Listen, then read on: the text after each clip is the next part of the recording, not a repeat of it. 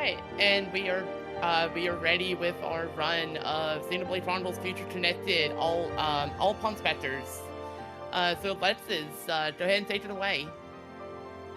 Hello, I'm Alexis, and today we'll be doing All Pan Spectre's Casual. Game is gonna start when I hit new game, so we'll go and start at 3, 2, 1, go.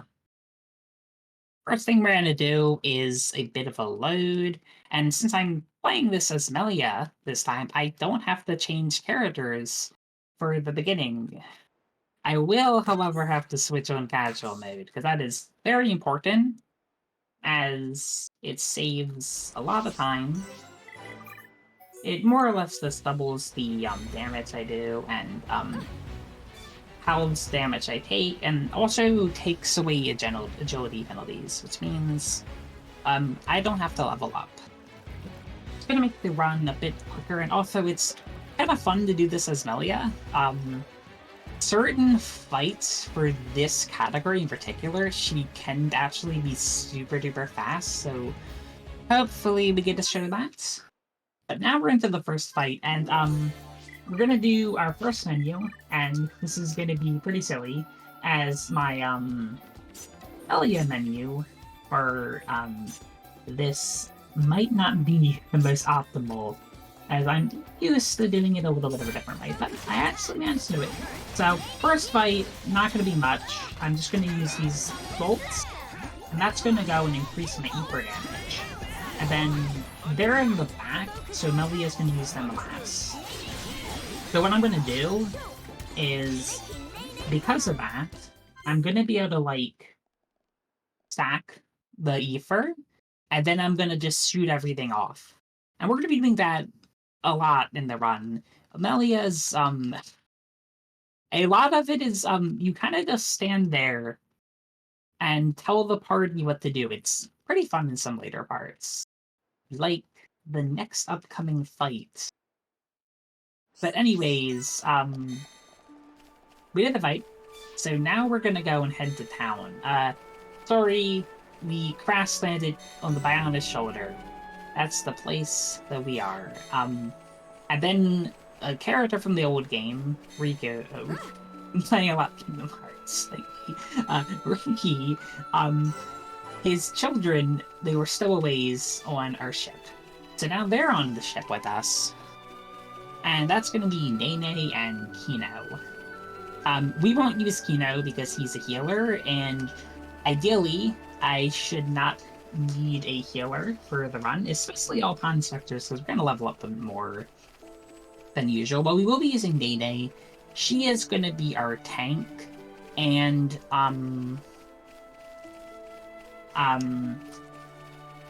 well, hopefully she can be a tank. See, Nene sometimes has a little trouble holding aggro, and she actually gonna have a bit of a problem with the next fight in particular. Also, Cream Reap, that is actually kind of rare and really, really good if this was 100%. This is not 100%. So anyways, we went to a town, and now they're going to tell us about this fella named the Fog King. And we're going to want to fight the Fog King, but first I'm going to do a whole bunch of running around. Very quickly while you were doing that, I will bring up that I should have mentioned this while you were seeing Elliot. That is the one who won the bid war for the character. The reason that is in English is because there was also a bid war for that I kind of forgot. Apologies. But that ended up being in English. Well, that is very nice because I already had it in English. Thankfully, you can change it anytime. I technically could change it right now, and also that item is actually useful. But anyways, we have to have the category explained. This is a pawn sector. His name is 10-2. They're all named after numbers. And some of them are really hard to get, but at this point I do know most of the reason is 10-2 is 12, it's just like 10 and 2. But anyways, there's 12 of them. And we already got the last one. This is really nice, except there's 11 more. And they're scattered out beyond his shoulder. So the goal is going to be for me to find all 12 of them, and then beat the game. That's the other requirement.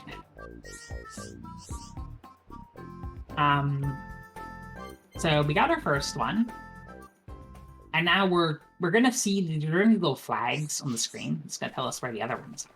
Tenchu doesn't have a quest, but the others, they're gonna have a quest. And the next upcoming one, this is the worst one, and we get to do it first. For PB attempts, this is quite bad, but for this, it will be less bad, as we have to do Evelyn. So we're gonna go up here and speak to Evelyn. She dropped her sandwich into the lake, and the Sardies, they ate her sandwich. She wants revenge, so we're just gonna take out a bunch of fish. I'm gonna go and pull the fish. I'm gonna use bolts to stack things. You might also see that Nene is not fighting. That's because water is a bit odd in that she's too short to fight in the water, and that is unfortunately part of the run. So we took out one, and I'm gonna try to take out two at once. Hello, Sardies. And then we're gonna go back a little. Yay, Nene's gonna be playing the game. That's very good of her. She deserves big applause for that. And now I'm just gonna use a bunch of art that are gonna damage over time. And you might have noticed something else happened. That Sardie is no longer in the fight. See, when Sardies think they're on land, they kind of de-aggro. And sadly, since the only way we can fight in this game is on land, that tends to happen a lot. But thankfully that was okay, as we have now taken out the Sardies. And now I need more Opops. You may notice I got one earlier, but we need two more. And while it's gonna be a bit of a long walk, I need to get that landmark over there. Something that we'll be getting into during the run is I'm going to need a lot of landmarks. They allow me to go and fast travel to other places. So we'll be fast traveling there pretty shortly. But first, since he did drop her sandwich into the water, she did not eat. And because Evelyn did not eat, she does need to eat. So because of that, we're gonna go and get her some more cobs so she can go eat. And now she will join our party. And the best news, in addition to us getting a Pond Spectre, is that is the only quest in the entire game, feature connected, that does involve water. So we won't have to fight in water anymore. So, anyways, that's Alkmaar. That's where we want to go, but I'm not going to go there for quite a bit. Instead, I'm going to just run off and start looking for more Pond Spectres. But these quests I'm not going to do right away. Instead, we're going to, get two that we're going to do back-to-back. But we're going to do them back-to-back when it's the right time. Because we are very low level right now. Hello, enemies. I very much wish that I could fight in water at any time. So anyways, that's a landmark, that big gate. I'm not going to go anywhere close to it, and I'm still going to get it. It's one of the most beautiful things about landmarks. Is I'm very far away from that gate, and I'm still going to get it. And this is really nice because it lets me kind of just walk on over to the forest. And before I said a really long dialogue, it was text office. And because of that, she said, because she had to say the whole, Pond Spectre catchphrase, that we should hear her out. And what she wants us to do is take out these chromars who are blocking her path. They're literally called inconvenient chromars. It's very silly. We'll deal with those in a little bit. For now, I'm going to do a skip. I'm gonna jump. I actually didn't aggro any enemies, so hell. But yes, I landed on a cliff, That means I get to get my HP back and also not take all the fall damage at once. Then I go jump down another cliff. And that lets us skip a whole bunch of movement. And then we're going to be going to another pond server, but then I remembered I'm Melia, so we're going to get to see some Melia exclusive movement for this section. These are two giant turtles. Melia has lower defense and HP.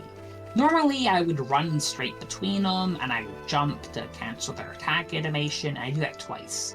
Melia would probably die if I did that. So, we're gonna just go instead take a little longer route. But we'll jump here, and you can see there's Nanoa.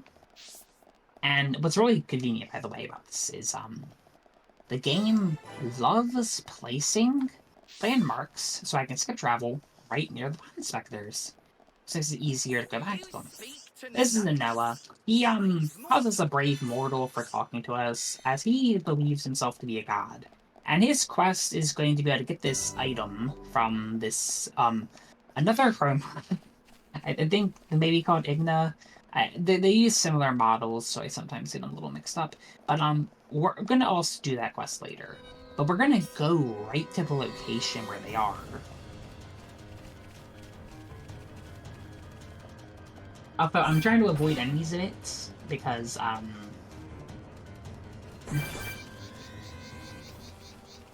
these are very high-level enemies. They are about 10 levels above my Melia. And Melia, as I mentioned, has a bit lower HP and defenses. So I gotta be a little safe with that.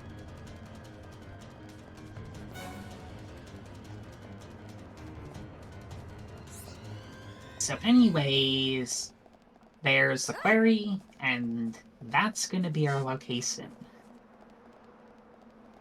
So what I'm gonna do is I'm gonna skip travel. I did this earlier. I'm gonna skip travel just, even though I'm basically at the location, just to move a teeny bit further. And now we're gonna go and do some more Melia exclusive movement here, which is code for she tends to take a lot of damage. So what are we gonna do? We're gonna jump, and I'm gonna avoid that egg. Normally you want to stay near it so you're in combat and you don't heal, but I very much would like Melia to heal.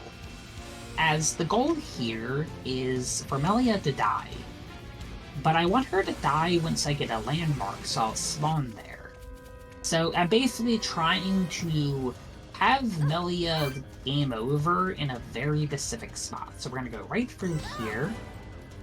Alright, we got our landmark, and now Melia gets help from these enemies, and look how wonderful she is. Very good job, Melia. Anyways, we're gonna go back to Zephyr's Council. This is the first landmark we got when we started getting pond inspectors. And we're gonna start our journey to Alchemoth.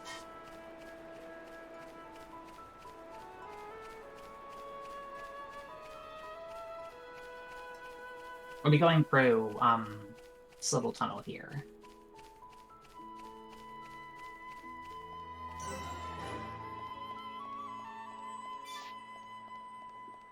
Well, while you are walking, I'll just very quickly plug our, that we still have, for Titanfall 2, the next run, the Killer Sparrow Marvin. So if you're wondering, what is a Marvin? So, Marvin is a good bot. He has a tool that we need to continue the game, but it is faster to kill the bot. So, you can save the frames and kill the Marvin, or you can keep the good bot alive and we have a good bot alive. So get those donations in. Remember, you can do a poll and a target when you do that.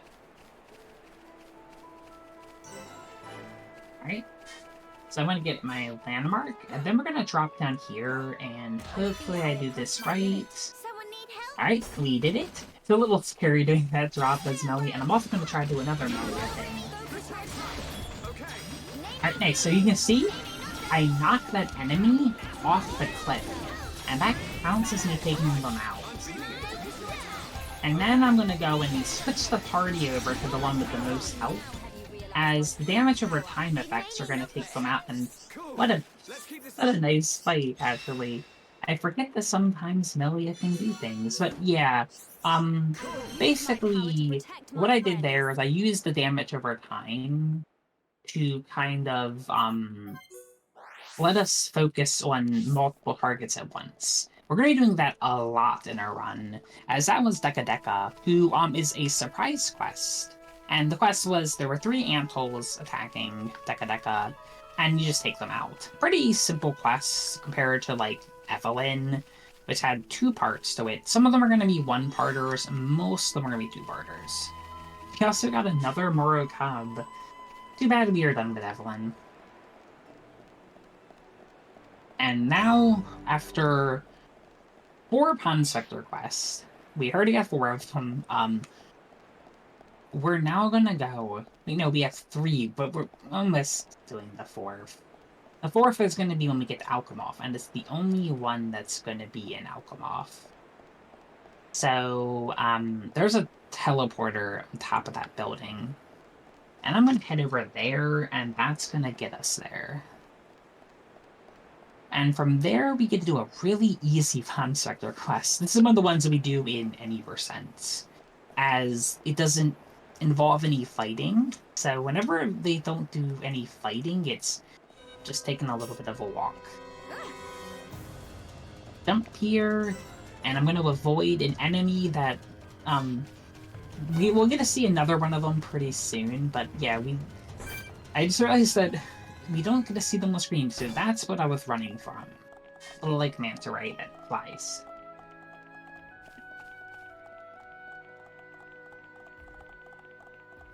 Another flying enemy is going to pop up pretty soon.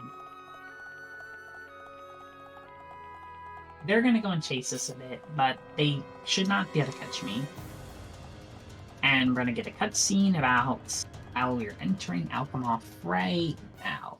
I believe, like, Elia activates some thingy, and now we can teleport.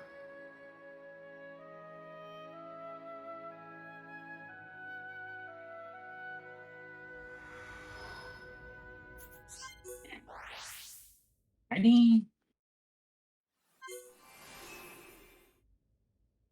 So then I'm going to teleport, and then I'm going to skip travel into the cutscene. It gets us right to where we need to be next. Hey, this is Dry Dry. Dry Dry's quest, he wants to be a Hyantia. So to help him, we're going to go and make him a feathers. Wait. A Hyantia, but it will help. So he's going to be very happy, by the way. Actually, one of the things, I did a run of this in Japanese, and that's like the best Japanese voice line for him. But I still like his pon that he does in English. Alright, so we're getting 2 feathers. And also, I did get a landmark, because we're gonna do, during this teeny quest, it's actually faster to skip travel. Excuse me, back to Falcon. Get this right here. We go back to main entrance, and it's time for a boss. After we go up that long ramp. And also, we're gonna get something called Union Strike. And this is actually going to be, it's a Pond Sector ability. Once you have 3 different colors, which we get right after we get Jar Jar. We may or may not be using it super duper duper duper soon. We shall see how luck goes, but we will not be using it in this fight. This fight is going to be a really good test of how fast you are with mashing Melia arts, and hopefully I can go and do them pretty quickly. This boss is basically just a DPS rush. Alright, so focus attacks, I didn't mention that, it's just makes the party a little more aggressive. I'm going to use Earth, that's a damage over time attack. Then I'm going to use Flare, which is also a damage over time. Then I'm going to use Ice, a third damage over time. And then from this point onward, I'm going to stack all 3 of my bolts. You can see the little ones around her. And I'm just going to hit those 3 buttons Then I'm gonna hit these 2 melee attacks, and we won. Very beautiful fight. Melia's very much just stacking up things as quickly as I can. She's really useful for some fights, but the reason we usually don't play as her is Shulk is just very good. But we do get to do her here, which is really fun. And also, super duper good thing. We'll see what happens. See that item orb? You might be wondering why I'm getting item orbs in a speedrun that's pretty short. It's because I need one thing for a Panspector quest. And the game will, unlike the Moro Cobs, where they kind of spawned in for me, they don't do that here. It's going to be called a Sky Mole. And that one item orb, it didn't give us one, but that's one of the high chances to get one. But unfortunately, it did not want to cooperate. But we have plenty of those for the later on. And also for some story stuff. I rescued someone named Helene, then we went to his laboratory, and he gave us, like, an idea to go to Grandel. It's that place that's super duper high up and over there. Because we fought the Fog King, and we couldn't damage them. So there's someone in Grandel that knows how to. But first, very important, we have to do a Panspector quest. Or rather pick one up that we're not going to do until very late into the run. But it's just convenient to go and get it. It's going to be on a cliff that's kind of covered by the trees. But, we get to go and climb some ruins. And, hopefully, it hasn't happened yet, but, my controller sometimes likes to drift. And the reason drift will be concerning will make sense as soon as I get in here.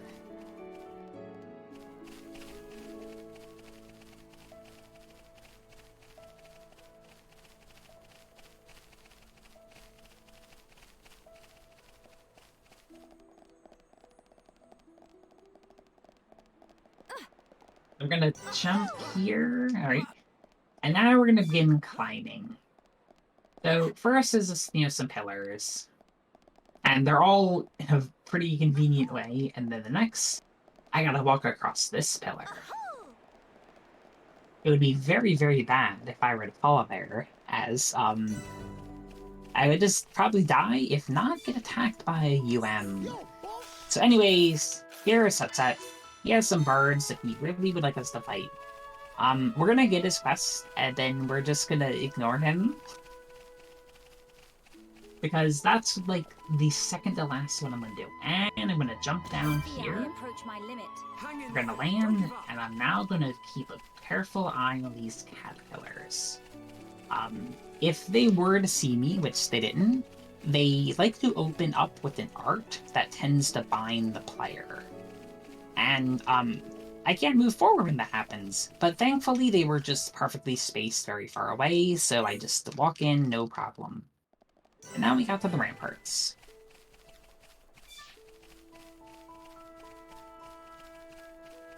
So, coming up is a bit of a route change that it's going to pay off later in the run. But what I'm going to do is, when we get to Grandel, I'm going to do a menu. We're going to be leveling up the arts that, like, I'm going to use the most throughout in the run. And then I'm going to start doing some Panspector quests.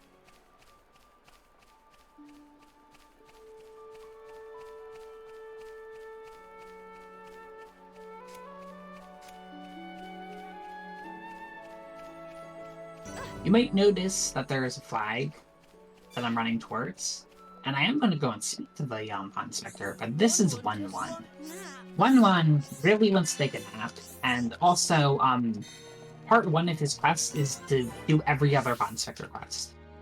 So, it is required for me to do 1-1 last.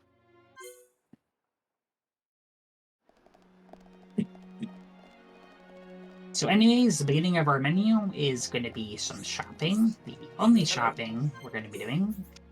We're gonna be buying a weapon for Nene. This really increases her damage output by like an absurd amount. It makes like in any percent alone is like 7 seconds. Not quite sure how much in all cons, but it's quite a bit. Anyways, gonna do our menu with some gems, and then also the weapon I bought, and now I'm gonna upgrade some arts. I do flare, and then ice once. Over to shop, we're gonna do backslash twice, siltaz twice, green edge twice, and air slash twice. Then I'm gonna level up hammer meat 3 times. Feather swing twice, and sword drive 3 times. And then we're gonna warp over to Zen's third. And we're gonna be doing the forest, actually. So these are the inconvenient chromars I mentioned, and we'll see how this goes, Amelia. Don't worry, I know that we'll at least win. So I'm gonna use Earth first. It also gives me defense while I still have Eyebrow. Then I'm gonna use Flare. Alright, they're using Sealed Grass, so that's gonna take Nene out for a little bit. But thankfully I managed to go and get them up. Alright, so I'm gonna use Spear Break. So I think I can topple them. And then I'm gonna take them out with Bolt. Alright. Now we're gonna go and do the Nova's quest next. So I'm gonna go and pull the Noah's quest. And we're gonna walk back because we don't want that other enemy involved. We're gonna use Earth, so we have more defense.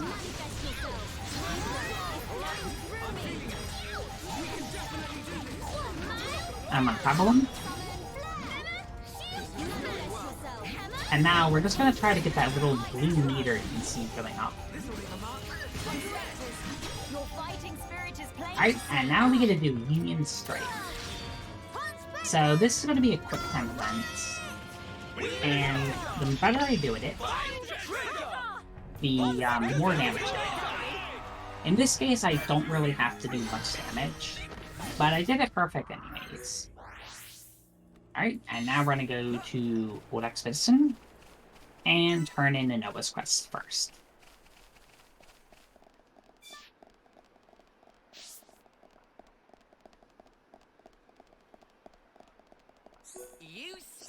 So we found the item that he asks for, and that was just his Conspector's license that he lost. So he just wants us to get his license back.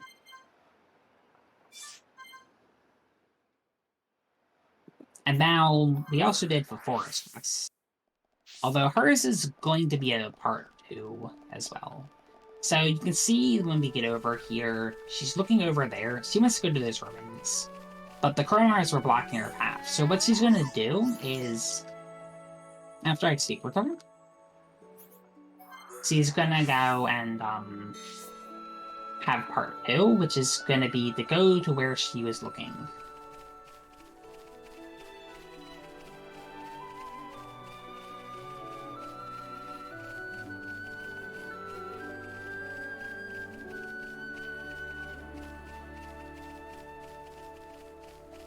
So I'm going to climb up this, like, arch over here. And that's going to give me a spot where I can drop down. Also, one fun thing about Melia, her animation, we'll see it here, is actually like a second slower. She tends to take a little bit to get up from falling. I fear I approach my limit. Please hang in there. Alright, and since you got to see the ruins, Aura will now go and join us. I will use my power to protect my friends. And so, one of the things with doing Fafora is it sort of puts us on a path to doing another Pawn Spectre named Fafa. Because when we're already over to where Fafora is, it puts us right around here, which is just a bit faster movement to the next monster. Although this is going to be the longest individual walking section in the game, as it's quite a bit of a far walk.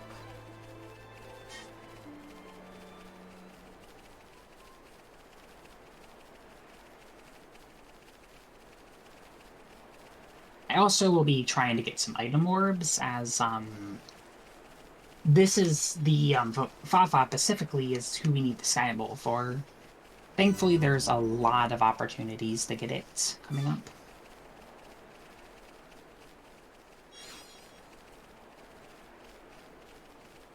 Also, there's a lot of enemies, but they will aggro, but will not be attack rate on. Because we're actually gonna jump right around now.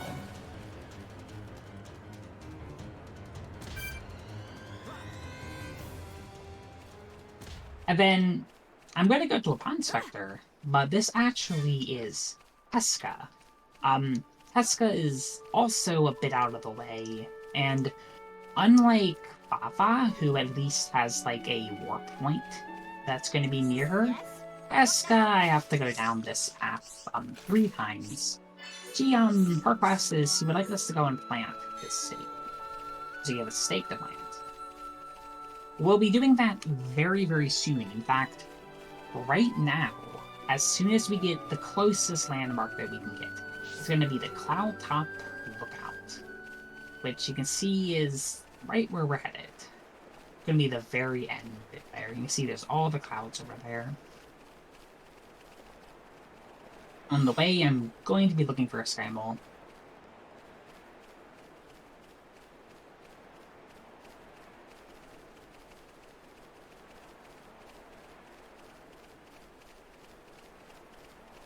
There will be one more opportunity right around here.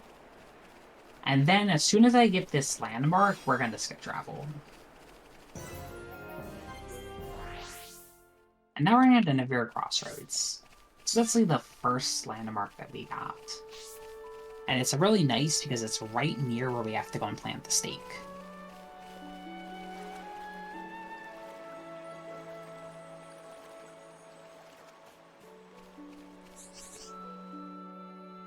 Alright, so we got our stake. We planted it, and now we're going to go back to starting Fafa and also turning in Heska Part 1. See, what happens is, as soon as we went away from the stake, a enemy named called a Turkin, they took the stake and they stole it.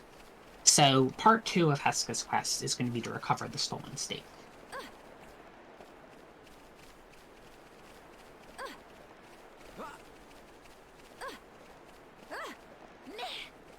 In the meantime, let me thank Anonymous for their $100 donation.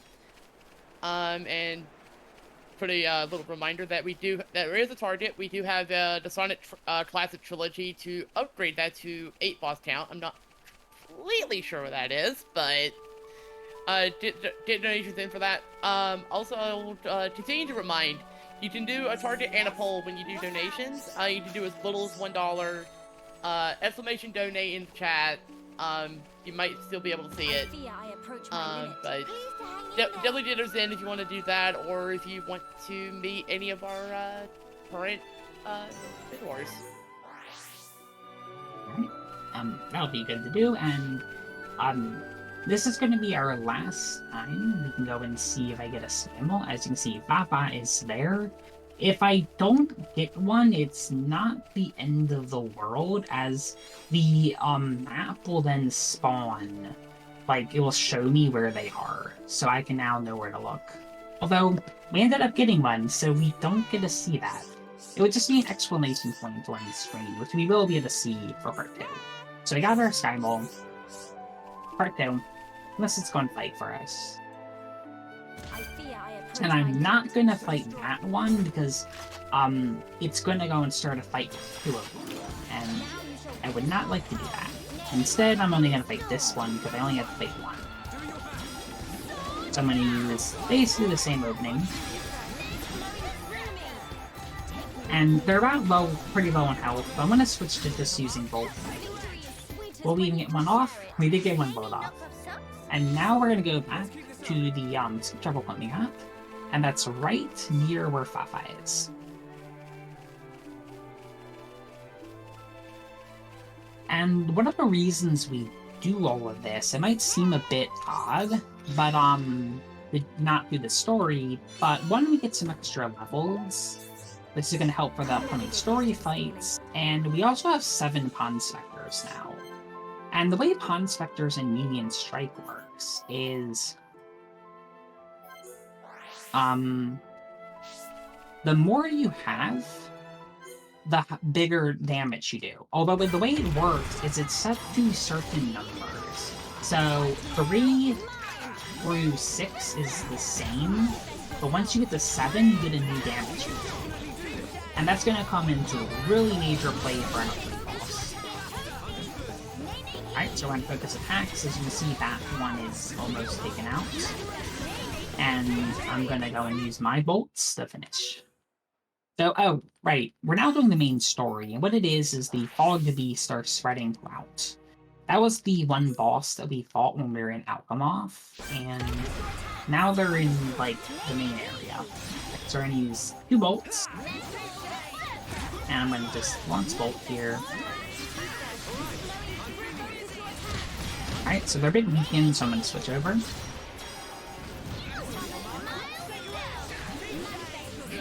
And now we're just going to kind of clean up these with some slash damage. Alright, and now we're going to be doing our boss fight. It's going to be someone named the Galgar. They don't appear much in the speedrun due to how we skip a lot of cutscenes, but basically they're an antagonist to Melia. So we're going to be waiting until I can do Union Strike. We're very close. Alright, there we go. We got a Union Strike, and now that I have 7, 1, the Pond Spectre dialogue, you might notice is a little louder. And 2, we're dealing a lot more damage. Even though I didn't do it perfect, Galgar is going to go down, which usually you would basically need it perfect at. And now the fight ends when he is done speaking and his assistants are down. So now the fight is over.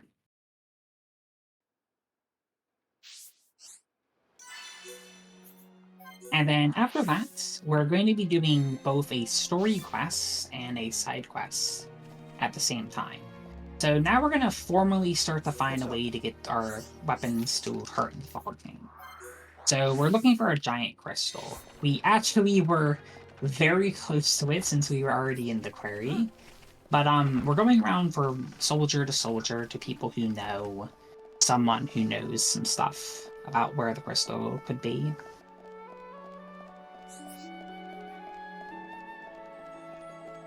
Let's keep it brief.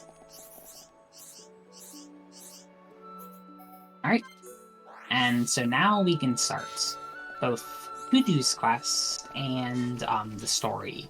What's nice about the route we have for all Pond Specters is we get to do the story quest, which is going to be around that graveyard over there, and Tutu's quest, which is around that tree over there at the same time.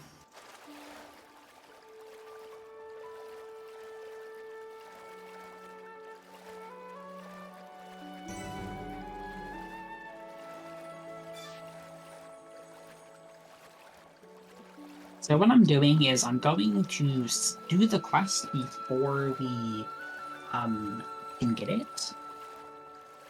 As you don't have to have a quest in order for some quest items to spawn. In this case, we're getting Tutu's Mira. He lost his Mira, and that means that he can't stare at his reflection. And so he's staring in the water to see his reflection instead.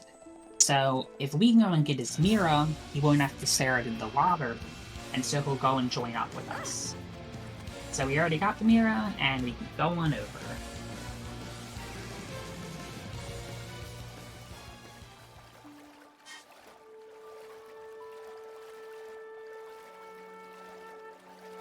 like to do. He's gonna tell us that we need to find the mirror, and then we get to do it right away. Alright, dialogue is over, and we have the mirror. I'm never get used to this feeling.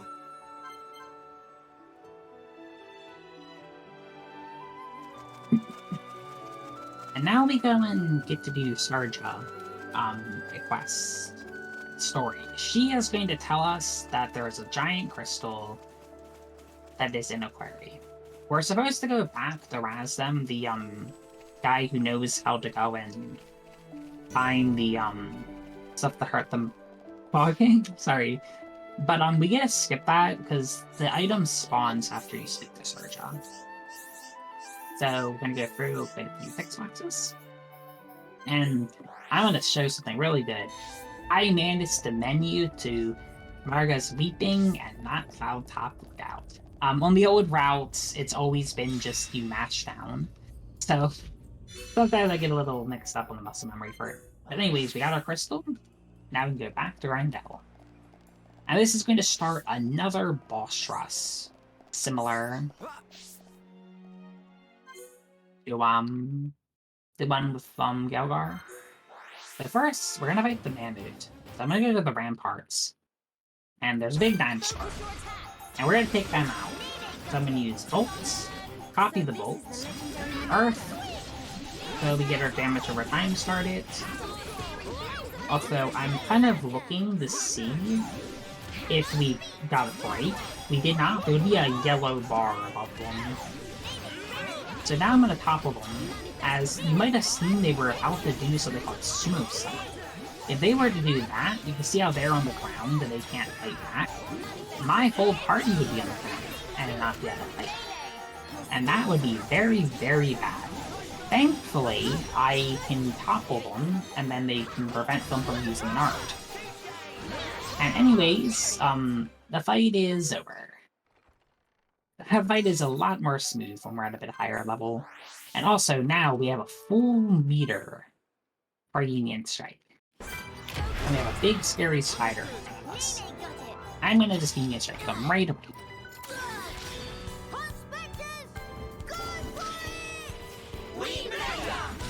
And I did do a perfect one, but this one is actually very lenient. So they are gonna go down to one round. So anyways, now we get to go back to Navir Crossroads. And I might have mentioned before, but we got our state for Hesper's quest stolen. So what's really nice is there's this fellow I spoke to, Tay-Tay, who has a Hunter quest. Tay-Tay wants to get a charm that he lost. And what's really nice is both of those quests, their locations are in like the same area. So what I'm gonna do is I'm gonna go over and do them both at once. It's kind of like what we did with Phofora and Ninoa. So I'm gonna jump over here. And begin a bit of a walk to, actually the place the Panspectors want to go to. A bit of spoilers for the Panspectors, but their goal was to get a big treasure. And it's actually in the Necropolis that I'm going to right now. And I am going to go into it, but not to the part where we actually have to do anything in it. As, the fight would just be too hard. It's a super boss that you get to fight after you collect all the Panspectors, but, it is not required for this category. So there's our Necropolis. And now we get to go ahead to do Heska's. The reason, by the way, I didn't do the Tay-Tay quest first is because it's just a little faster on walking when you warp, because it takes you a little closer. So we're gonna drop down here, and I'm taking a look where that enemy is facing. Hello, Mr. Gongo. Would you like to turn another way? Alright, well, I guess it doesn't matter too much, because they didn't see me. Now, here's our target. I'm gonna keep on running. Focus your attack. Alright, that was it. As I do not want the Turkin to be close while there's other Turkins, because then he will run and get help, and then there's a million Turkins. And what I would do if that did happen is I would run off and get a game over, but thankfully I did not get caught. And now I'm going to go and warp, and now we go into Necropolis. And now I mentioned I don't like to get caught. We get to do more stealth. And look at the map in the top corner, and also over here, you can see that enemy is very far away. So that means I can jump here, and I can go and sneak past them. Very, very good movement there, and luck to have them on the far side. And now that was payday test. Yes, that means strong. I'll never get used to this feeling. And if you're keeping count, that is our 9th Pun Spectre. And now we're going to turn in Heska's quest, which will be our 10th Pun Spectre. So that means 2 more to go. And the last one we're going to do is Set. And Set's quest is kind of cool because the last boss, well, before the final boss, and Set, we kind of do both of the last 2 things as a pair. And that will make sense as I get to the fight. And there's a really, really good reason why we put Set's fight off for a very long time.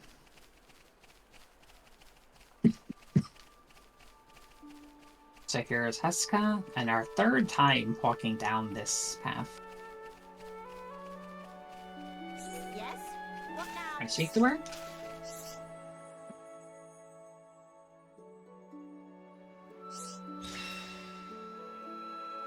Hello, Heska, and thank you for this.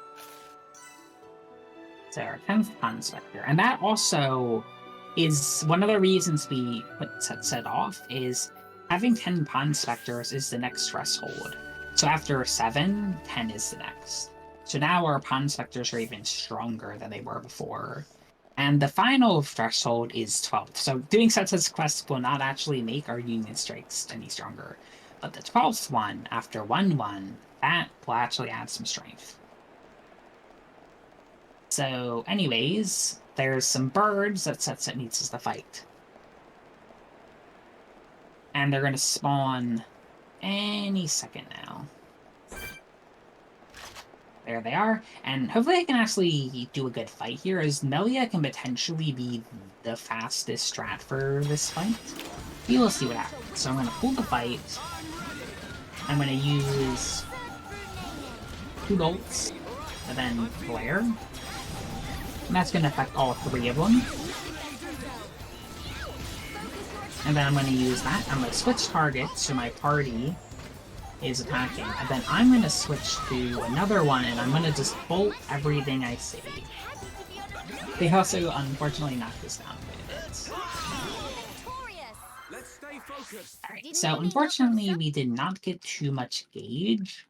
So this next fight is going to be a little interesting. This is a giant dinosaur. So the first thing I'm going to do is use her. And then I'm going to hold it for a little bit.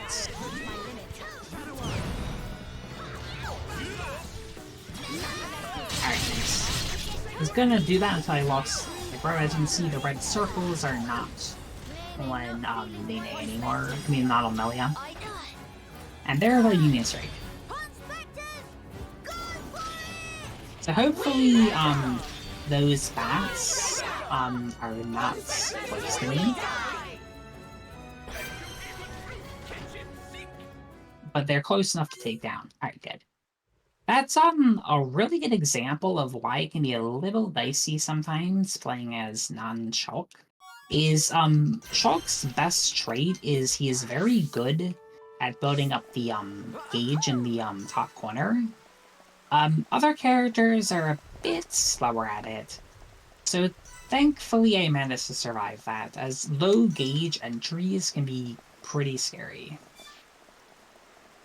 But anyways, we did survive, and we have done Setset's quest. And so that means our final fight is coming up very soon, as we get to do 1-1.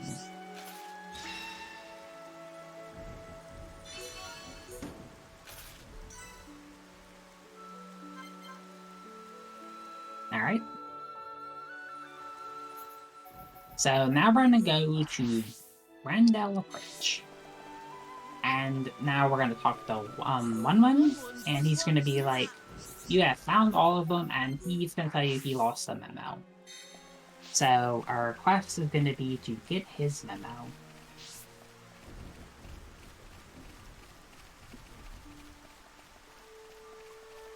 So we're going to go to our final travel to Navarre Crossroads. And what I'm going to do is we're going to kind of sneak past a bunch of enemies. So I'm going to go behind this tree. I don't want to get seen by everything. Land here. Then we're going to go head towards that rock.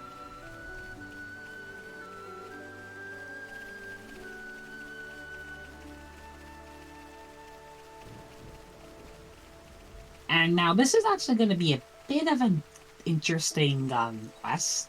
So one thing you might be able to see is that there's a big void right near us.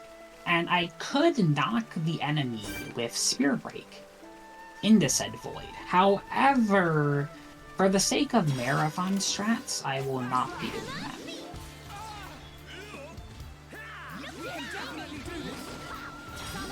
Instead, we will actually be fighting. I was going to do a different movement thing, but I guess this works. Hopefully the party does not aggro enemies.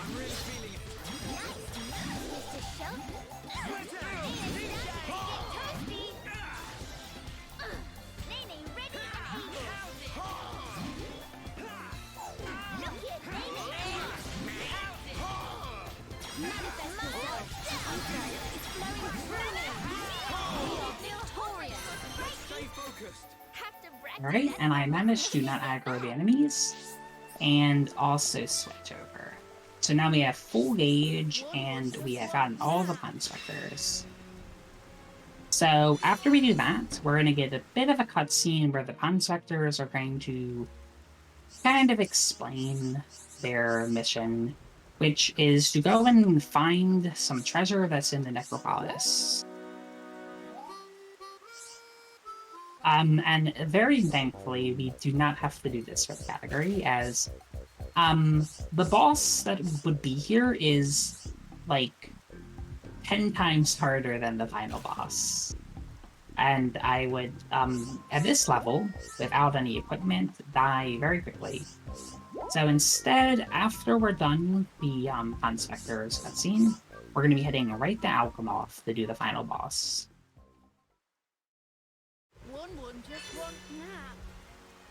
Alright. So we got all 12 Pun Specters, and now we're gonna warp back to Alchemoth.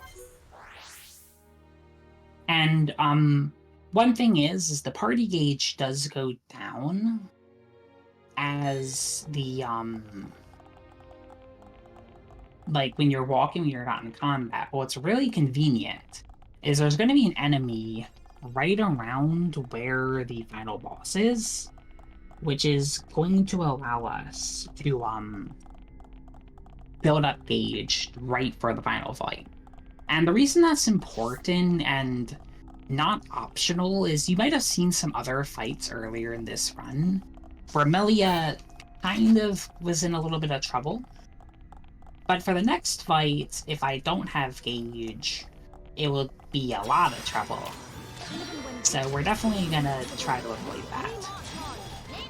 So I'm gonna go and stand around here. And I'm basically just waiting for gauge. Alright, looks like we got quite a bit. And so now we can head towards the enemy. And I'm gonna hopefully stay in this fight for as long as I can. But to explain Fall King a lot, basically, positioning is going to be a little scary during it, as Fall King is unique in that every single one of their auto attacks hits the whole party, which is the only enemy that does that in this game, which is going to make things a little bit complicated. And they also like to summon enemies known as knights to help them, and that is why we built up Gauge. I'm gonna use Ice, copy Ice, so that gives us a lot of E for defense, which is going to help us survive this. I'm gonna run over to the party, now they're gonna do buffs. And you can see our Gauge is almost there. Alright, and we got it. So now, I'm not doing very good on Union Strike, as I'd like to use this fight to build up Gauge for the final fight. So because of that, I'm gonna just flub the Union Strike. And now we're gonna hope that the party does a good job. So I'm gonna actually topple him to prevent that move, as that would do a lot of damage.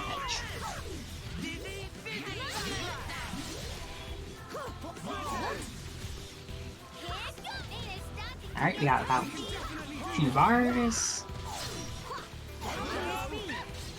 I believe in you, everyone.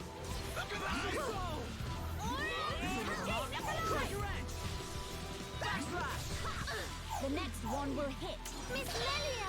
Alright, next we got First Divinity, and now I'm at full Gauge, and now I can actually have something to do. Sadly, this fight can sometimes be a bit of waiting. It is kind of funny for a final boss. This actually is something that happens in PB attempts too. On normal, a lot of the final boss is just taking in the atmosphere for minutes. Anyways, they just summon 3 knights, and that's worse than 2. So I'm just going to just get rid of all of those at the start. And then we're gonna do basically the same thing we did before. I'm gonna go and double up my E for defense, and then get my physical defense up. And now I'm gonna wait and see what they want to do. So that's a really bad dart. That's gonna topple the whole party, so I'm just not gonna let them do that. So I can use Starlight Kick and topple them. And time is coming up very soon. I have to wait through this animation and talk it's a buster out. So anyways, time will be when I am done this Union Strike. Unless this somehow is a kill. Alright, and time. No use! It keeps happening! What are we supposed to do now? Don't give up. No matter how many times it returns, we can bring it down just the same. Our future must be kept safe. And, that was Future Connected, all time sectors casual. That's actually kind of nice. You can see Melia's like the center of the cutscenes for this. This DLC is Melia's game, effectively, so it is fun to use her for, the speedrun, even if she usually doesn't get to go and be used. Melia, for whatever reason, those explosions seem to be distorting and destabilizing the rift. Incredible. They saved us. Good run. But also, where do people find you? Please, buy me I'm some at time. AlexisGoesMoo on Twitch, and, not many other places, I think maybe Twitter, but mostly just on Twitch.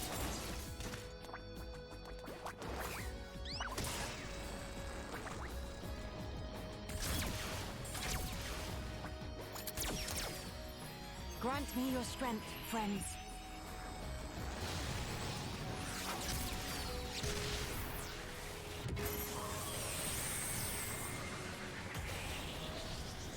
Yeah, people. Yeah, this is actually not DLC.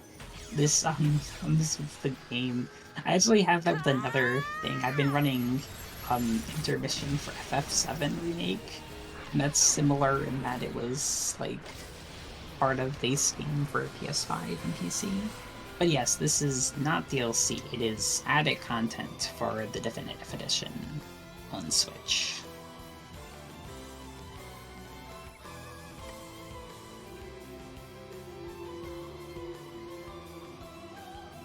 It's it is post game, but thankfully you do not have to beat the game to do it. As I've beat this game when Wii, and I have done that 3 times Future is now, but safe. I've not Finally. beat it when definitive edition actually.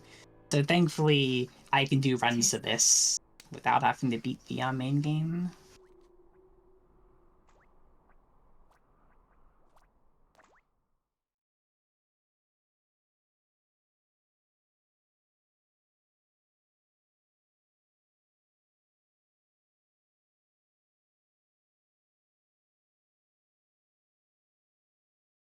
X kind of also has, well, X has like DLC, but the international version it came with by default, so it's more close to FC. They added like some new characters. It's like Alex, and then I can't remember what's your X, sorry. Right. At any rate, let us start getting ready for the next run. Mm-hmm. But I will give one brief donation from Alice Rajasu. They said, let's start, Alexis. Thanks for bringing us this superb Xenoblade run. Right, and thank you for having me.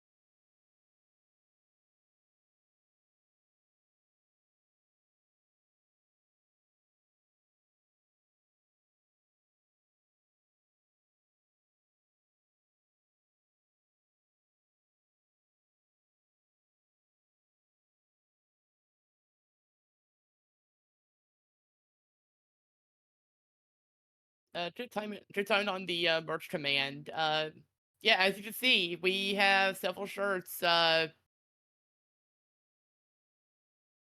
from our very own stall at Titty. Definitely look into the shirts. They are really good. But at any rate, so this is Winter Pride 2023. We're running all weekend. If you've missed any of the runs, including the one that just happened, you can find you'll be able to find these on YouTube after the event.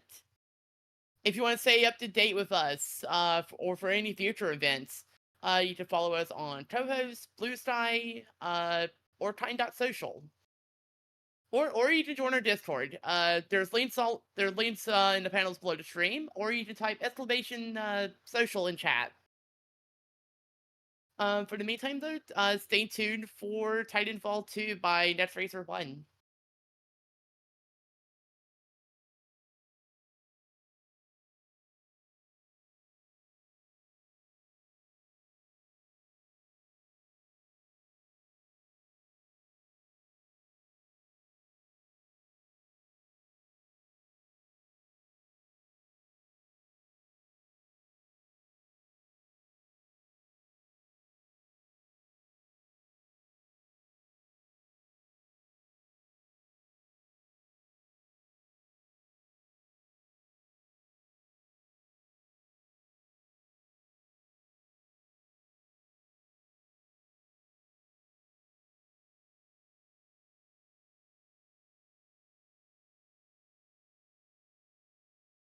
Also, before I forget again, we do still have the ongoing bid war to save or kill the Marvin.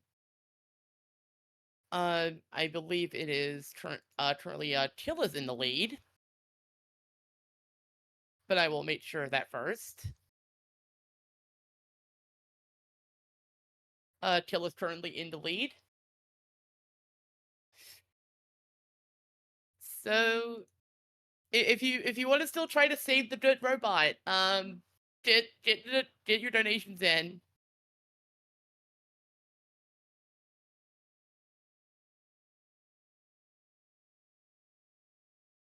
Also on that note, to Hupfin, thank you for the $100.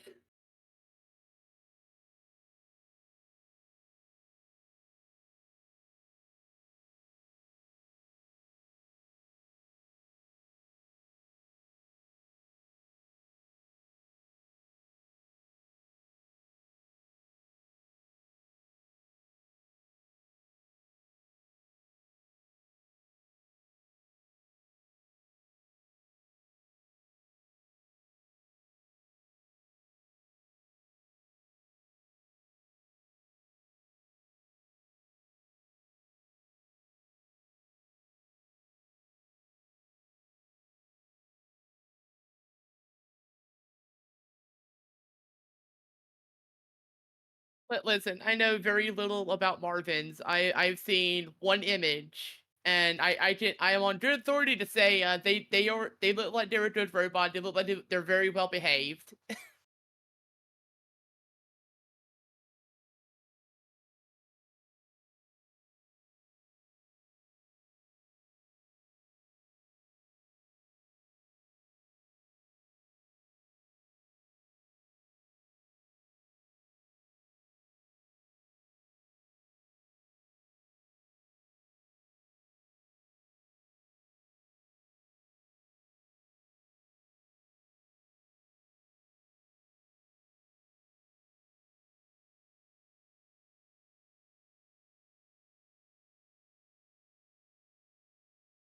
The real question, but am I or am I not lying? Watch the next run to find out.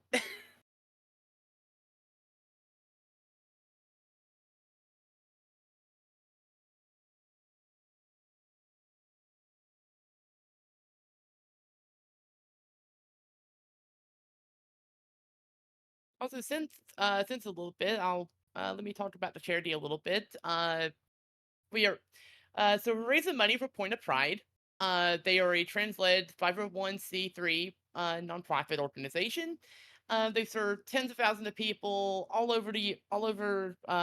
50 states of the U.S. and 100 plus countries by providing access to gender affirming care and wellness services.